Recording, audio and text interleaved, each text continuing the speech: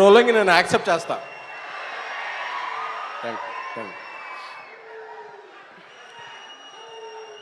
Okay, thank you. ఈరోజు ఈ ఫంక్షన్కి ఒక మాస్ మహారాజా అభిమానిగా ఇక్కడికి వచ్చాను.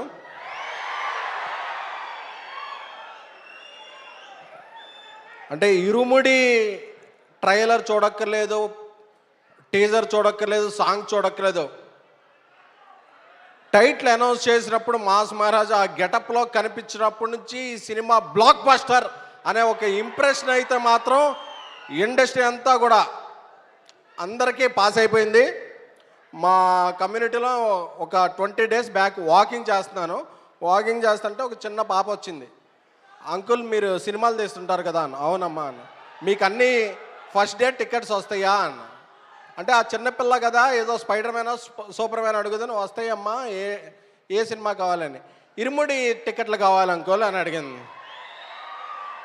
అంటే ఈ సినిమా చిన్న పిల్లల్లో, ఫ్యామిలీల్లో, ఆడపిల్లల్లో, ఒక మహిళల్లో ఒక ఇంజెక్ట్ అయిపోయిన సినిమా. ఆగస్టు 21 ఈ సినిమా ఓపెనింగ్ చూస్తే అసలు ఈ సినిమా కిందకి ఎలా వెళ్ళిపోయింది అనేది మాత్రం ఆ రోజు ప్రూవ్ అవుద్ది. అలాగే అందరూ మాస్ మహారాజ్ అంటారు, బట్ ఆయన మాసివ్ మహారాజ్. ఎందుకంటే ఈ సినిమా బుకింగ్స్ చూడక్కర్లా, ఎప్పుడో ఒక 15 ఇయర్స్ బ్యాక్ రిలీజ్ అయింది శంభో శివ శంభో. మొన్న రిలీజ్ చేస్తే అస్సలు థియేటర్లో పగిలిపోయినాయి. ఎక్కడ పడితే అక్కడ, ఏ షో పడితే ఆ షో, బుక్ మై షోలో ఫుల్స్ అలా పడ్డాయి. అలాంటి మాస్ మహారాజ్కి కరెక్ట్ అయిన కంటెంట్ శివ నిర్వాణ గారు ఇచ్చారు. ఆగస్ట్ 21 మార్నింగ్ షో నుంచి ఆయన ఆగస్ట్ 20 ప్రీమియర్లు వేస్తారో ఏమేస్తారో నాకు తెలియదు, కానీ ఆగస్ట్ 21 షో ఎప్పటి పడిందో ఒక్కటే మాట, ఒక్కటే టాక్, అందరూ కూడా బ్లాక్ బస్టర్ అనేది. ఎందుకంటే ఈ సినిమాలో ఫార్చునేట్లీ కొన్ని సీన్లు చూశాను. ఆ ఇంటర్వెల్ ఎపిసోడ్ ఏంటి, ఆ ఇరుముడి సెకండ్ హాఫ్లో వచ్చి ఆ పాట ఏంటి, ఇవన్నీ వచ్చేపాటుకు హైస్ ఉంటాయి కదా, ఇలాగ గూస్ బంప్స్ వచ్చేస్తాయి. సో అందరూ కూడా, ఎవరో కూడా మామూలు సినిమా ఎక్స్పెక్ట్ చేసి రాకండి, ఒక ఫుల్ మీల్స్ ఎక్స్పెక్ట్ చేసి రండి. మీరు అందరూ కూడా హ్యాపీ అవుతారనే కాన్ఫిడెన్స్ నాకుంది. ఎందుకంటే మాస్ మహారాజ్ ఎప్పుడైనా సరే ఒక కంటెంట్ని నమ్మి ఈ సినిమా మనసు పెట్టి చేస్తే అది ఫెయిల్ అయిందన్న రికార్డు ఆయన చరిత్రలో లేదు. ఈ సినిమా కూడా, ఇరుముడి సినిమా ఒక చరిత్ర సృష్టించే సినిమా. శివ నిర్వాణ గారు నాకు చాలా ఇష్టమైన డైరెక్టర్. ఇన్ఫ్యాక్ట్ మా చెన్నైలో స్టోరీకి కూడా వచ్చిన అతి కొద్ది గెస్టుల్లో ఆయన అక్కడ వచ్చి మా సినిమాని చాలా దీవించారు. Thank you sir. GV Prakash గారు మా ప్రేమ కథా చిత్రం తమిళ్లో డార్లింగ్తో రీమేక్ చేసినప్పటి నుంచి ఆయనతో ఒక మంచి పరిచయం ఉంది.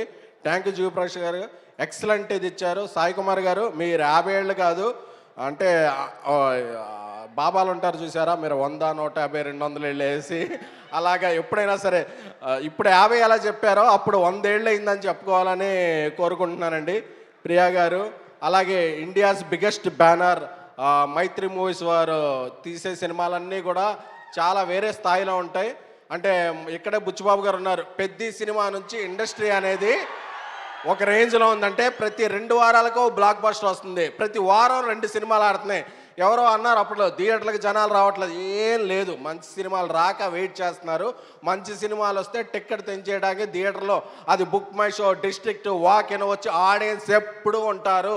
మంచి సినిమా అనేది ఫెయిల్ అయిన దాఖలా ఎప్పుడు ఆడియన్స్ని ఎవరిని బ్లేమ్ చేయకండి.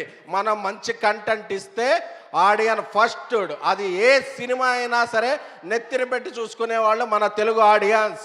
ఎందుకంటే మీలో ఉన్న ఈ రోర్ తెలుసు, అక్కడ ఉన్న మీ హోర్ తెలుసు, అర్థమైపోతుంది. ఈ రెండు కలిస్తే ఇరుముడి జోరేంటో తెలియబోతుంది.